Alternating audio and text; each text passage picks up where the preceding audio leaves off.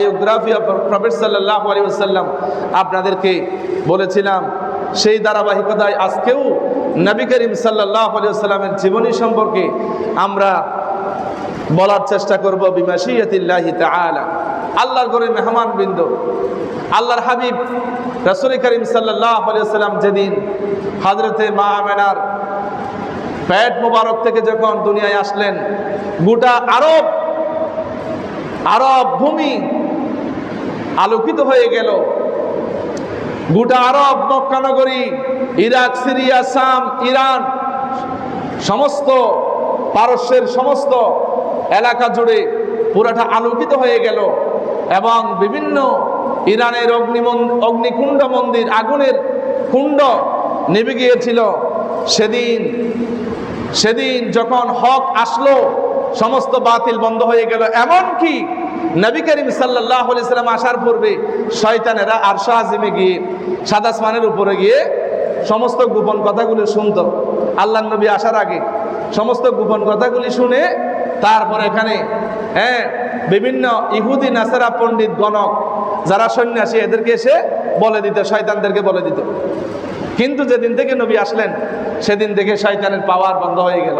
আকাশের উপরে আর ওই আরশ আজিমের ওইদিকে বাউন্ডারি ক্রস করার ক্ষমতা আল্লাহ পাক বন্ধ করে দিলেন। সুবহানাল্লাহ, সুবহানাল্লাহ।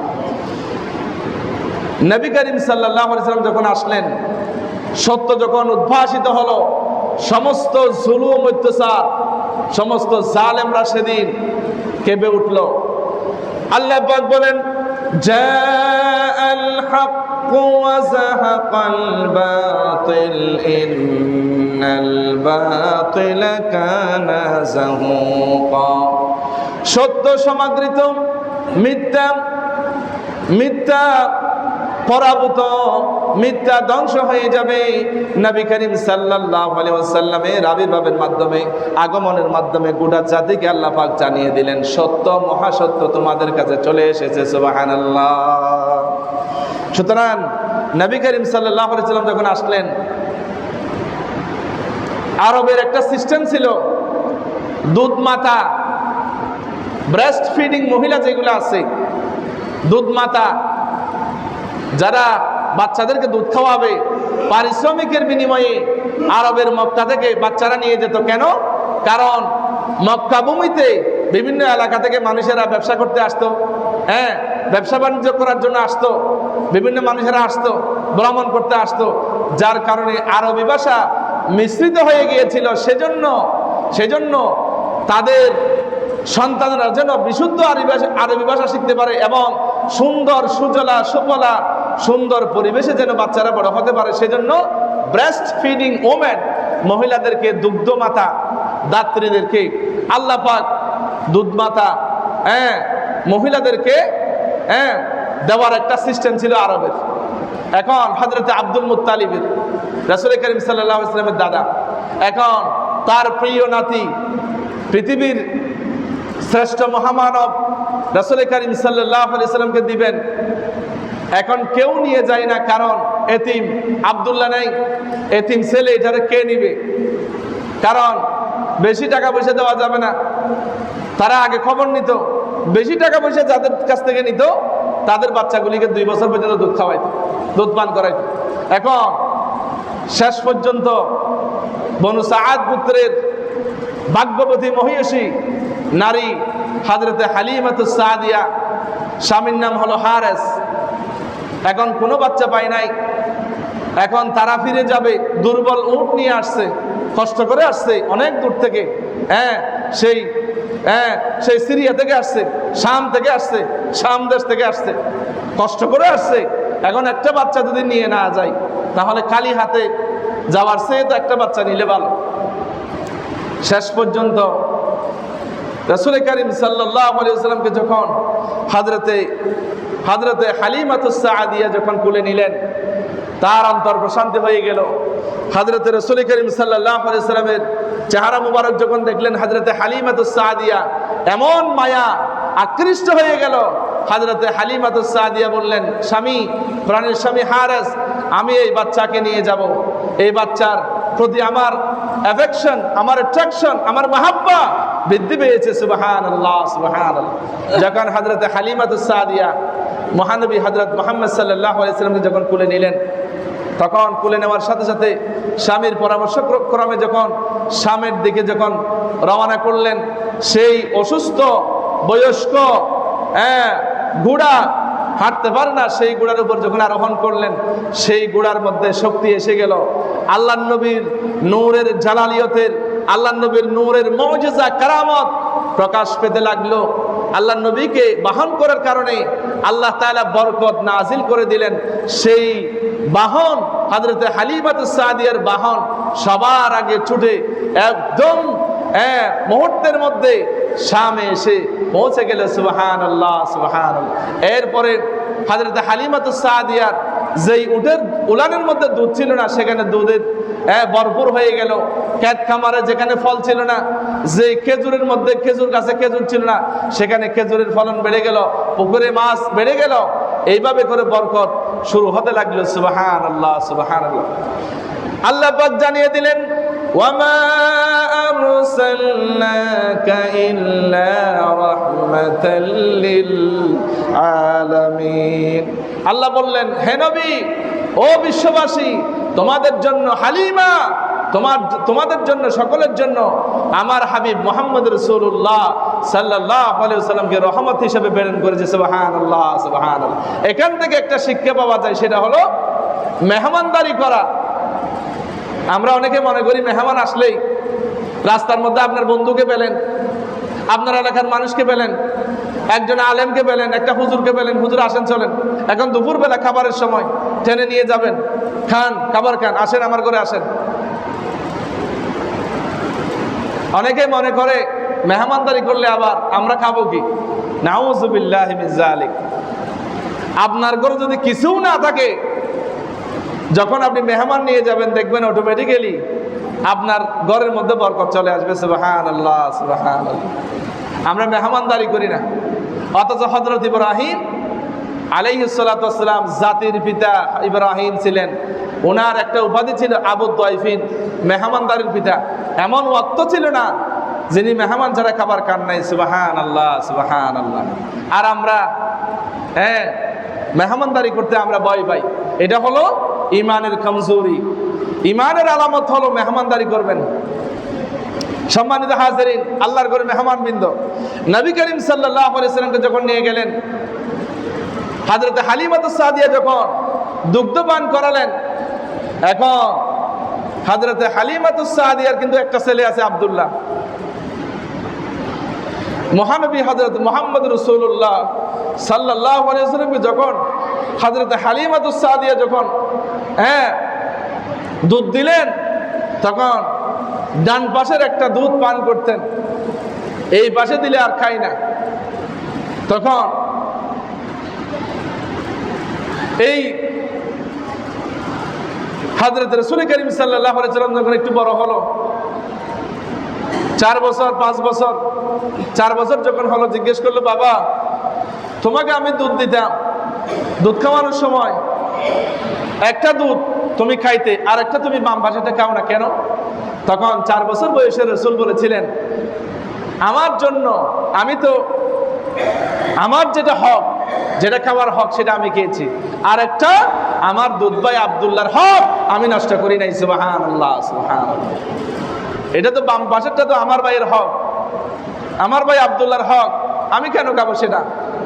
আমার দেশের মুসলমানেরা ভাইয়ের হক খাইতে দ্বিধা করে না, ভাইয়ের হক খাইতে দ্বিধা করে না। এই মুসলমানেরা ভাইকে, ভাইয়ের সম্পত্তি নিয়ে ঘর থেকে বের করে দেয়। ছোট ভাই, এমন এমন চাচা আছে বাবা নাই, জুলুম করে সম্পদ নিয়ে ফেলে। এমন এমন ভাই আছে সম্পদ খেয়ে ফেলে, ভাইয়ের সম্পদ, মানুষের সম্পদ খেয়ে ফেলে, পরের হক খেয়ে ফেলে। আল্লাহ বলেন, আমি তোমার গর্দানটাকে বড় করে দেবো কিয়ামতের ময়দানে, উহুদের পাহাড় সমান করে দেবো। যা খাইছো জমিনে সবগুলি খাদের উপর নেই। এবার ভাইয়ের হক ভাই খেতে পারবে না, বোনের হক ভাই খেতে পারবে না, বোনের হক দিয়ে দিতে হবে। হযরত রাসূল করিম সাল্লাল্লাহু আলাইহি ওয়াসাল্লামের শিক্ষা হলো, আমার ভাই আব্দুল্লাহর হক, আমার ভাইয়ের দুধ হক আমি খাবো না। সুবহানাল্লাহ সুবহানাল্লাহ। এই মুসলমানেরা মিলাদুন্নবী পালন করে, কিন্তু এই হক, এই মিলাদুন্নবী একদিনের মিলাদুন্নবী, সিরাতুন্নবী সারা জীবনের সিরাতুন্নবী। নবীকে মহাব্বত করলে নবীর গোটা জীবনের শিক্ষাগুলি আপনার জীবনে ইমপ্লিমেন্ট করতে হবে। এটাই হলো নবীর প্রতি আশিক রাসূলের পরিচয়। আপনি শুধু মহাব্বত দেখাবেন, স্বার্থের বাইরে নবীকে মানবেন না, আপনি কাটিয়ায় চড়ে কবরে যাবেন, ওখানে কবরের মধ্যে আপনার জন্য লাল গালিচা কার্পেট রাখবে, আশা করবেন কবরের আরাম। এটা তো আপনার ওই যে আপনার কি বলে, আপনার খেজুর গাছে আপনি কাঁঠাল চাওয়ার মতো। আপনি কিভাবে চাইবেন? যদি আপনি এখানে কাজ করেন, নবীকে মহাব্বত করেন, তাহলে আপনি পরের হক, ভাইয়ের হক খেতে পারবেন না। ভাইয়ের হক, জর্রা পরিমাণ বোনের হক, আমার আত্মীয় স্বজনের হক আপনি খেতে পারবেন না। যতই নামাজ পড়েন, যতই হাজি সাহেব, আপনি বড় হাজি সাহেব, আরে আপনি হজ করেন সারা জীবন, এই হজের কোনো দাম নেই। রাসূল করিম সাল্লাল্লাহু আলাইহি ওয়াসাল্লাম বলেন, যে সমস্ত মানুষেরা মানুষের উপর জুলুম করে হারামকে, সে যখন হারামের কাপড় পরে, সে যখন মক্কা শরীফের গেট বাওয়াবাতুল হারাম, মক্কা শরীফের গেট দিয়া যখন প্রবেশ করে, সে যখন আল্লাহকে হাজরা দিতে গিয়া বলেন লাব্বাইক আল্লাহুম্মা লাব্বাইক, এইরকম করে চিৎকার মেরে মেরে যখন আল্লাহকে ডাকে, তখন আল্লাহ পাক গায়েবের মাধ্যমে বলে লা লাব্বাইকা ওয়ালা সাআদাইক, তোমার লাব্বাইক আমি আজকে কবুল করব না, কারণ তুমি তোমার ভাইয়ের হক মেরে, তোমার বোনের হক মেরে, তোমার সন্তানের হক মেরে তুমি আমার দরবারে এসেছো, তোমার সেই হাজিরা হজ তোমার পক্ষ থেকে আমি কবুল করব না। নাউযুবিল্লাহ। আমার দেশে মানুষেরা আরেকজনের হক নিয়ে হজ করতে যায়, মসজিদে দান করে, মনে করে আমি দানবীর, সুফি সাহেব, হাজি সাহেব, বড় দানবীর। তুমি কিরকম টাকা দিছো? এটা আল্লাহ পাকের ফেরেশতাদের কাছে রেকর্ড হয়ে গেছে, আল্লাহ পাকের সিসি ক্যামেরা আছে, আল্লাহর ঘরের মেহমান বৃন্দ। সুতরাং পরের হক যারা খান, তারা কোনোদিন আশিকে রাসূল হতে পারবেন না। সম্মানিত হাজরিন, হযরত হালিমাতুস সাদিয়া রাদিয়াল্লাহু তাআলা আনহা, ওনার কাছ থেকে দুগ্ধ পান করলেন 2 বছর। এরপরে হযরত হালিমাতুস সাদিয়ার দুগ্ধ পান করার পরে যখন 4 বছর বয়সে নবী করিম সাল্লাল্লাহু আলাইহি ওয়াসাল্লামের সিনা শাক হলো, এই সিনাটাকে চিড়ে ফেলে জমজমের পানি দিয়া ফেরেশতারা দৌত করলেন। তখন রাসূল করিম সাল্লাল্লাহু আলাইহি ওয়াসাল্লামের বন্ধুরা দেখে, সহপাঠীরা দেখে আশ্চর্য হয়ে গেলেন। হযরতে হালিমাকে গিয়ে বললেন যে আপনার ছেলের এইরকম অবস্থা, কারা? সাদা পোশাকধারী কিছু লোক তোমার ছেলেকে ধরে নিয়ে গিয়ে তাকে এখানে ছিঁড়ে দ্বিখণ্ডিত করে, এখানে তাকে ছিঁড়ে তাকে ওপেন হার্ট সার্জারি করানো হয়েছে। তখন নবী করিম সাল্লাল্লাহু আলাইহি সাল্লাম এই হযরতে হালিমাতুস সাদিয়া যখন সেখানে গেলেন হযরতে রাসূলের কাছে, তখন বিচলিত অবস্থায়, নার্ভাস অবস্থায় আল্লাহর হাবিবকে পেলেন, নিয়ে আসলেন। এরপরে যখন তার বয়স, নবী করিম সাল্লাল্লাহু আলাইহি সাল্লামের বয়স যখন 5 বছর, নিয়ে আসলেন হযরতে আমিনার কাছে, সন্তানকে দিয়ে দিলেন। এরপরে হযরতে আমিনার সাথে 6 বছর বয়সে যখন বেড়াতে গেলেন ইয়াসরিবে, নানার বাড়ি, সেখান থেকে আসার সময় আবওয়া নামক স্থানে নিজের মা হযরতে আমিনা দুনিয়া থেকে চলে গেলেন। রাসূল করিম সাল্লাল্লাহু আলাইহি সাল্লাম বড় হতে লাগলেন। হযরতে উম্মে আইমান নামক একজন মহিলার কাছে তিনি লালিত পালিত হন। পরে দাদা আব্দুল মুত্তালিবের কাছে 8 বছর বয়সে দাদাও চলে গেলেন। এখন মাও নাই, বাবাও নাই, দাদাও নাই। এরপরে রাসূল করিম সাল্লাল্লাহু আলাইহি সাল্লামের দাদা বললেন, আবু তালেব এদিকে আসো, আমার এই নাতি মুহাম্মদের সুখে দুঃখে তোমাকে থাকতে হবে, সেই ওয়াদা আমাকে দাও। মারা যাওয়ার আগে আব্দুল মুত্তালিব ওয়াদা নিলেন আবু তালিবের কাছ থেকে, আমার এই নাতি মুহাম্মদকে সুখে দুঃখে আগলে রাখবে, রাজনৈতিক পলিটিক্যাল তাকে শেল্টার দিবে, সাপোর্ট দিবে। তুমি আমাকে ওয়াদা দাও। আবু তালিব ওয়াদা দিলেন। ওয়াদা দেওয়ার পরে আব্দুল মুত্তালিব দাদা চলে গেল। এরপরে আবু তালিবের কাছে তিনি বড় হচ্ছেন। সেই আবু তালিবের সাথে 12 বছর বয়সে শামের উদ্দেশ্যে, শাম দেশের উদ্দেশ্যে ব্যবসা বাণিজ্যের জন্য তিনি গিয়েছিলেন। সেখানে একজন আর রাহেব পাদ্রী, বহাইরা নামক একজন পাদ্রী, যিনি ওই আসমানি কিতাবের, তাওরাত, জাবুর, ইনজিল কিতাবের পারদর্শী ছিলেন, সেই বহাইরা সংবাদ দিলেন। চাচা আবু তালিবকে বললেন, আপনার ভাতিজাকে নিয়ে যান, ইনি হবে শেষ নবী মুহাম্মদ রাসূলুল্লাহ সাল্লাল্লাহু আলাইহি ওয়াসাল্লাম। উনি যদি সিরিয়ায় শামে যায়, ওনার উপরে আক্রমণ করবে, ওনাকে ফিরে নিয়ে যান। নিয়ে আসা হলো। এর পরবর্তীতে তিনি ক্যারিয়ার শুরু করলেন 13 বছর বয়সে। কিছু পারিশ্রমিক টাকার বিনিময়ে মানুষের মেষ, ছাগল চড়াতেন মরুভূমির মধ্যে। আল্লাহর হাবিব বলেন, মা বাআতাল্লাহু নাবিয়ান ইল্লা রাআল গানাম। আল্লাহ পাক এমন কোন নবী পাঠান নাই যেই নবীকে আল্লাহ পাক মেষ চালক হিসেবে, মেষের পালক হিসেবে, আল্লাহ পাক রাখালগিরি করার নাই, এমন কোন নবী আল্লাহ পাক প্রেরণ করেন নাই। সুবহানাল্লাহ, সুবহানাল্লাহ। সুতরাং তিনি কিছুদিনের জন্য, তিনি সাময়িকের জন্য রাখালগিরি করেছেন। এরপরে 20 বছর বয়সে যখন মক্কা নগরীতে, যখন বড় বড় ব্যবসায়ীরা যখন গরিবদেরকে ঠকাতো, জুলুম করত, এই জুলুম থেকে মানব জাতিকে উদ্ধার করার জন্য 20 বছর বয়সে একটি সংগঠন করেছিলেন। সেই সংগঠনের নাম হলো হালাফুল ফুজুল, যেটাকে আমরা বলি হিলফুল ফুজুল সংগঠন। তখন থেকে গরিব অসহায় লোকদের উপরে জুলুম করা বন্ধ হয়ে গেল। এরপরে 25 বছর বয়সে তখন ব্যবসার উদ্দেশ্যে শাম দেশে গিয়েছিলেন। সেই ব্যবসার মালিক ছিলেন আরবের ধনাঢ্য মহিলা, মহিয়সী নারী হযরতে খাদিজাতুল কুবরা রাদিয়াল্লাহু তাআলা আনহার ব্যবসা পরিচালনা করেছেন। এবং ব্যবসার সেই সকলের সাথে গিয়েছিলেন হযরতে খাদিজাতুল কুবরা রাদিয়াল্লাহু তাআলা আনহার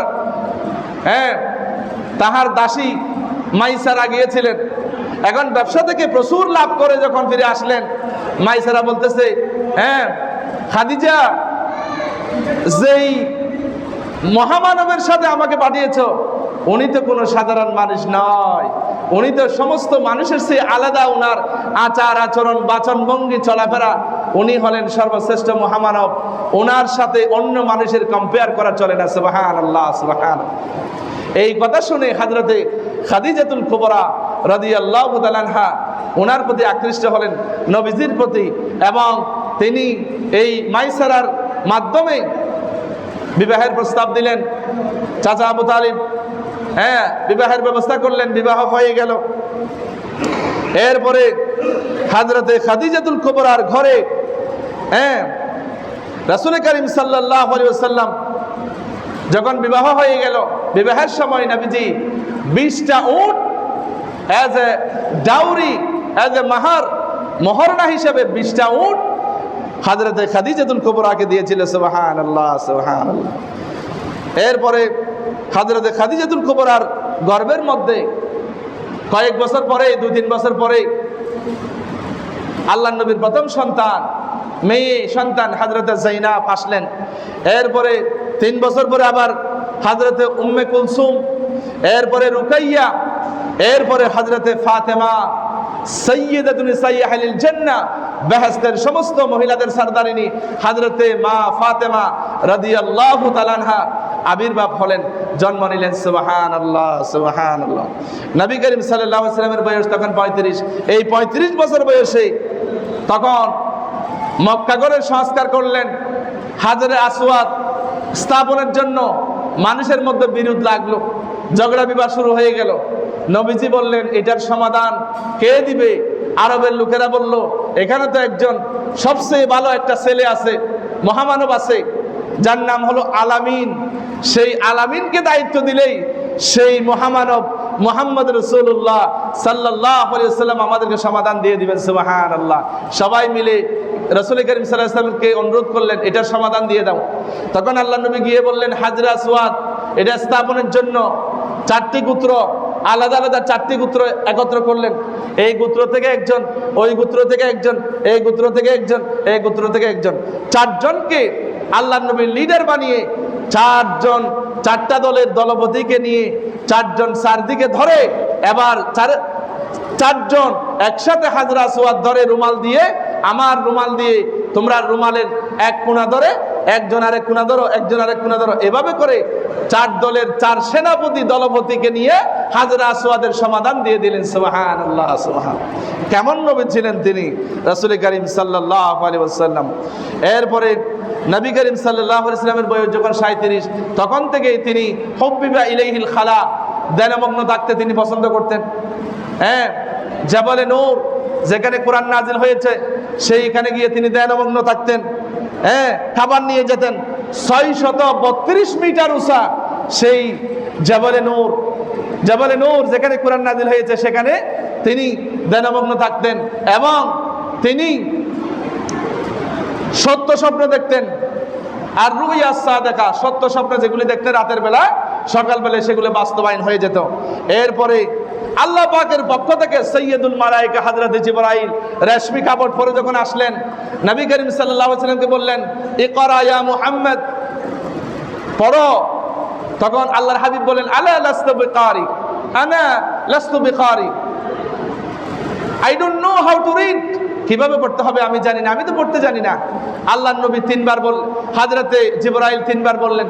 3 বার বলার পরে যখন আলিঙ্গন করলেন হযরতে জিবরাইল, এরপরে হযরতে জিবরাইল বললেন, পড়ো, ইকরা বিসমি রাব্বিকাল্লাযী খালাক, খালাকাল ইনসানা মিন আলাক, ইকরা ওয়া রাব্বুকাল আকরাম আল্লাযী আল্লামা বিল কলম, আল্লামাল ইনসানা মা লাম ইয়ালাম।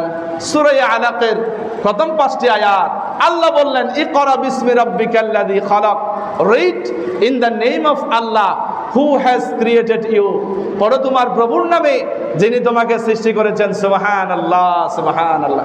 আজকে আল্লাহ বলেছেন পড়ো তোমার প্রভুর নামে।